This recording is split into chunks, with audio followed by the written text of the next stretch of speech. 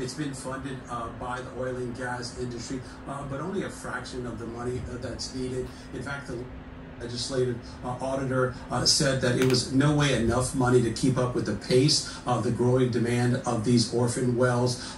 And officials believe this federal dollars coming to Louisiana will help them double the amount of money in this fund. As far as the rest of the nation is concerned, the Environmental Defense Fund has mapped some 81,000 orphan wells in 28 states. And according to that organization, 9 million people live within a mile of an orphan well. And according to an EDF analysis, it may take more money. It would cost, according to them, about $6 to plug all of these wells. Many of the states continue to look forward to this money coming their way to help address this problem. Take a look at this graphic that we put together. Here are just the top 10 with the largest amount of orphan wells. Pennsylvania has more than 27,000, followed by Ohio, Oklahoma, Kentucky, and Louisiana there rounds out the top 10. I know you're on the ground reporting in communities in Louisiana. What kind of impacts have you been hearing about? Well, Louisiana, as you just saw, has some 4,600 wells. The state tells me they've only been able to cap 100 to 200 wells per year.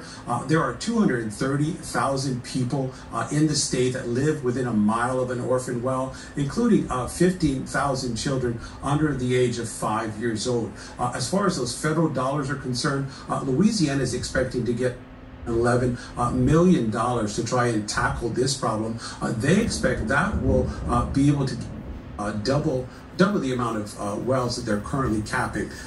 It's a real problem, especially for people who live near these wells. We spoke with Ricky Jordan, who lived in Port, Louisiana. Back in 2017, he uncovered an 83 well in his backyard, right under the window where his daughter and granddaughter sleep.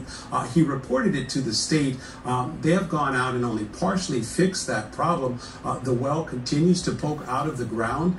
Back to the federal funding though, Robbie, does this mean that taxpayers a mess that was really left by oil and gas companies?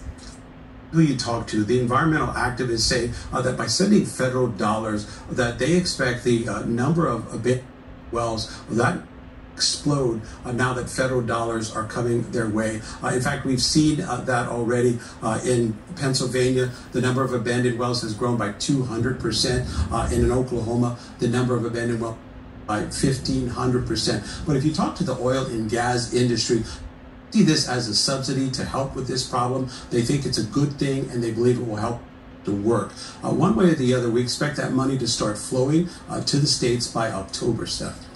Thank you, Robbie Chavez, PBS NewsHour's Communities correspondent reporting from Louisiana.